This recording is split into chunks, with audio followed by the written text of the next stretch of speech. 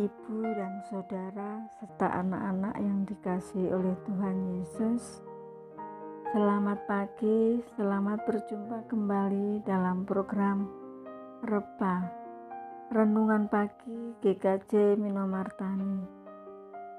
Hari ini kita akan membaca dan merenungkan sabda Tuhan dalam kitab 1 Raja-Raja 1 ayat 28 sampai 53. Adapun nas hari ini adalah ayat yang ke-47b sampai 48 yang demikian bunyinya. Dan raja pun telah sujud menyembah di atas tempat tidurnya. Dan beginilah katanya, terpujilah Tuhan Allah Israel yang pada hari ini telah memberi seorang duduk di atas tahtaku yang aku sendiri masih boleh saksikan. Amin. Tema renungan saat ini adalah kehendaknya yang terjadi. Bapak, Ibu, dan Saudara serta anak-anak yang dikasihi oleh Tuhan Yesus, kita percaya bahwa tidak ada orang yang dapat melarang kehendak Tuhan Allah. Karena kehendaknya tidak dapat dibatasi dengan apapun juga. Jika Tuhan Allah sudah menyatakan kehendaknya di dalam hidup manusia, tidak ada orang yang dapat menghindar.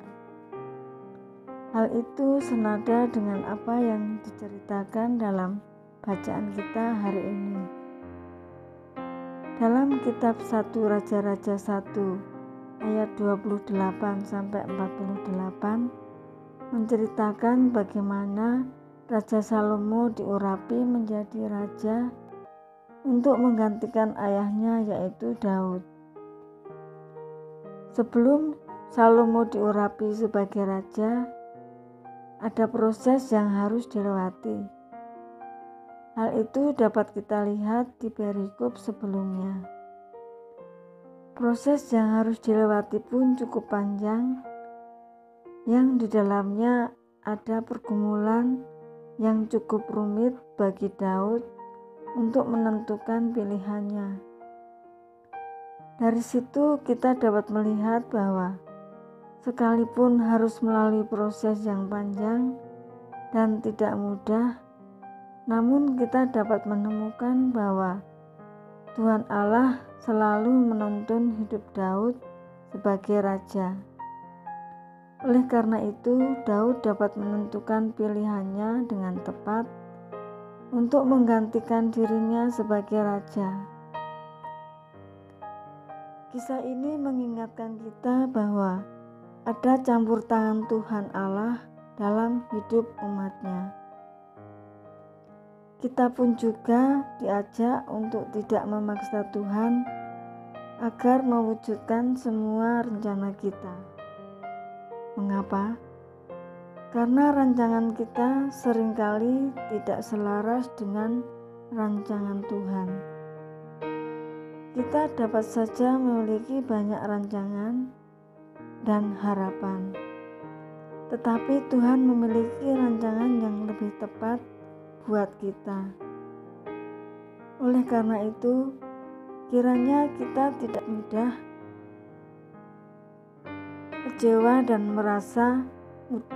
mudah marah ketika rancangan kita berbeda dengan kenyataan.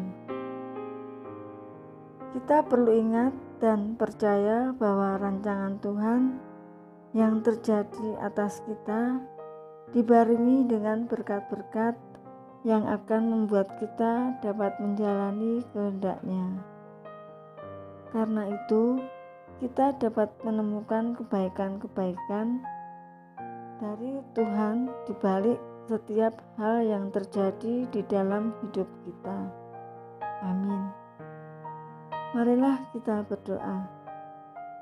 Ya Tuhan Allah, anugerahilah kami iman yang mampu mengerti atas rencana-Mu yang terjadi dalam hidup kami. Berikanlah pula kepada kami hati yang bersedia menerima kenyataan dan segala rencana-Mu, dan kami pun dapat menemukan kebaikan-kebaikan atas semua hal yang terjadi dalam hidup kami. Kami serahkan hidup kami hari ini dan selanjutnya ke dalam hikmat kebijaksanaan-Mu. Dalam Kristus Tuhan kami berdoa. Amin. Demikianlah renungan hari ini. Selamat beraktivitas, teriring berkat Tuhan.